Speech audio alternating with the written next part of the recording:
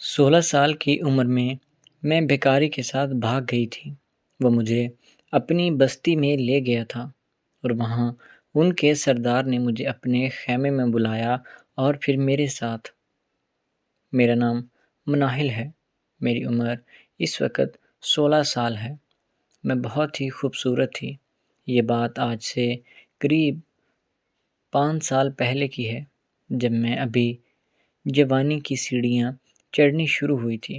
جوانی میں نیا نیا قدم رکھنا شروع کیا تھا، تو میرے بھی کچھ شوق تھے جن کو میں پورا کرنا چاہتی تھی، کیونکہ میں نے بچپن سے ہی فلمیں ڈرامے ایسے دیکھ رکھے تھے جن میں لڑکی اور لڑکوں کے ناجائز تعلقات ہوتے ہیں۔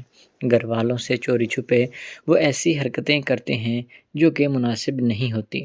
میں بھی کچھ ایسا ہی اپنی زندگی میں کرنا چاہتی تھی۔ ہم غریب گھرانے سے تعلق رکھنے والے تھے، اس لیے امیروں کے ساتھ میرا کوئی بھی تعلق نہیں تھا، نہ ہی کوئی ہمیں منہ لگاتا تھا۔ اٹھنا بیٹھنا بھی میرا عام لوگوں کے ساتھ ہی ہوتا تھا۔ لیکن میرے شوق بہت عجیب تھے جن کو میں پورا کرنے کے لیے کسی بھی حد تک جا سکتی تھی۔ ہم لوگ 6 بہن بھائی تھے۔ 2 بھائی مجھ سے بڑے تھے اور باقی 3 بہن بھائی مجھ سے چھوٹے تھے۔ میں ان سب سے زیادہ خوبصورت تھی۔ میرا جسم اتنا بنا نہیں تھا کیونکہ میری عمر ابھی کم تھی، لیکن میرے اندر جوانی کی آگ ایسے بھڑک رہی تھی جسے کنٹرول کرنا اب میرے بس میں نہیں رہا تھا۔ اس لیے میری یہی کوشش تھی کہ کوئی بھی لڑکا مجھے ملے اور میری خواہشات کا خیال رکھے اور میں اپنے دل کی بات اس کے ساتھ کر سکوں اور میری روح کو سکون مل جائے۔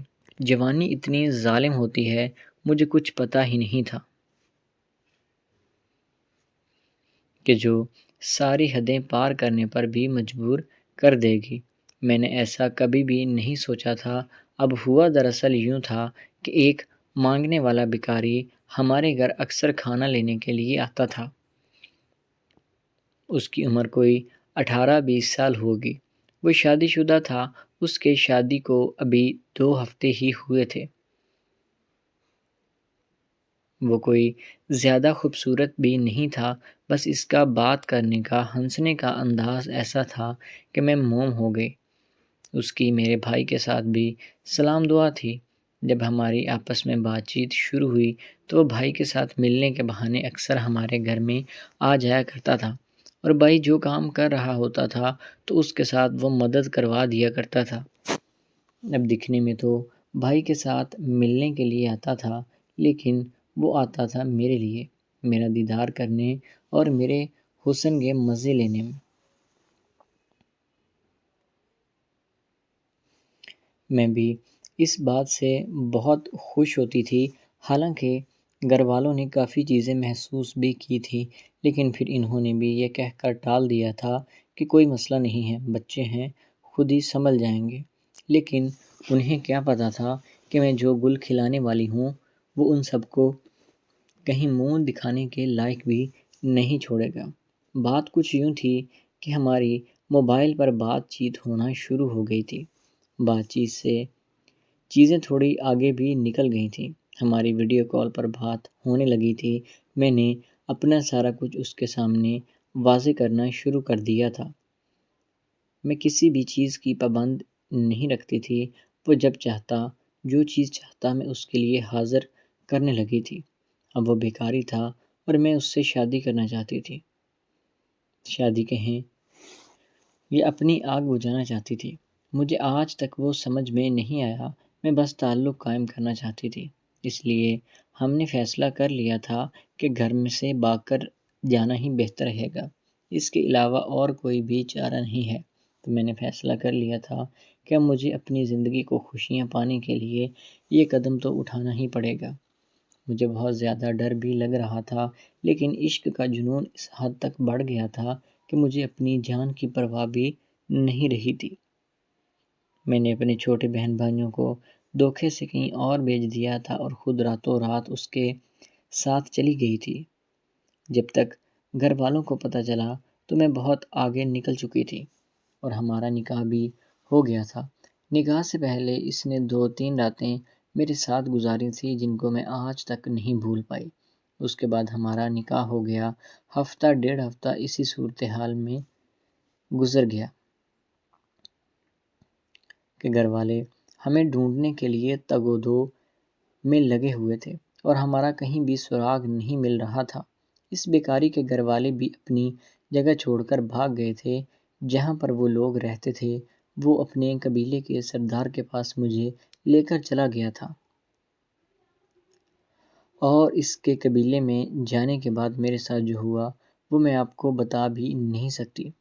صورتحال کچھ اس طرح سے تھی کہ پورے گھر کی ایک ہی خیمہ ہوتا تھا اور سب کو اسی میں سونا پڑتا ہے، اور اگر کسی کی شادی ہوتی ہے تو اسے پھر نیا خیمہ لگا دیا جاتا ہے تاکہ جوڑا اپنی پرائیویسی کے ساتھ اپنا کام جاری رکھ سکے۔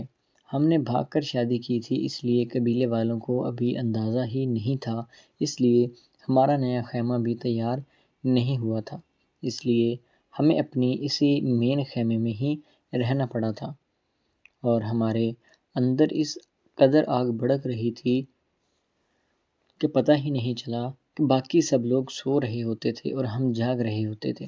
جب ہم فارغ ہوتے تب اندازہ ہوتا تھا کہ ساتھ والے بھی ہمیں سن اور دیکھ رہے ہوں گے، لیکن مجھے اور اسے اس چیز کی بالکل بھی کوئی پرواہ نہیں تھی۔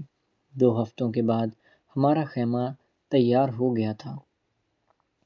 اب میں نے اپنی زندگی نئے سرے سے شروع کرنی تھی، جو کہ ہم کچھ دن قبل ہی کر چکے تھے، لیکن قبیلے والوں کے سامنے شادی کرنی تھی، اس لیے میں دلہن بنی سیج پر بیٹھی ہوئی تھی، اتنے میں میرے گھر والے پہنچ گئے اور مجھے وہاں سے لے آئے تھے۔ یوں ہمارے درمیان دوریاں بڑھ گئی تھیں اور مجھے لا کر ایک کمرے میں بند کر دیا تھا۔ مہینے میں وہاں پر رہی تھی، میری طلاق بھی کروا دی گئی۔ اس کے بعد میں نے اپنی عدت پوری کی۔ شکر تو یہ ہے کہ اس دوران حاملہ میں نہیں ہوئی، اگر حاملہ ہوتی تو نہ جانے مجھے کس چیز سے گزرنا پڑتا۔ میں اپنے حصے کی خوشی حاصل کر لی تھی، اور دیکھا جائے تو مجھے اس میں بھی کوئی انٹرسٹ نہیں تھا۔ میرے لیے کوئی بھی لڑکا ہوتا تو میں اپنا کام چلا لیتی۔ جب اس بات کو 1 سال گزر چکا تو تب مجھے ہوش آیا کہ میں نے یہ کیا کام کیا ہے۔ اس کے بعد گھر والوں نے 16 سال کی عمر میں میری شادی ایک 40 سال کے مرد کے ساتھ کر دی تھی۔ وہ مجھے بہت خوش رکھتے ہیں۔ تو دوستو، امید ہے کہ آپ کو آج کی ویڈیو اچھی لگی ہوگی۔ اگر ویڈیو پسند آئی تو ہمارے چینل کو سبسکرائب کریں۔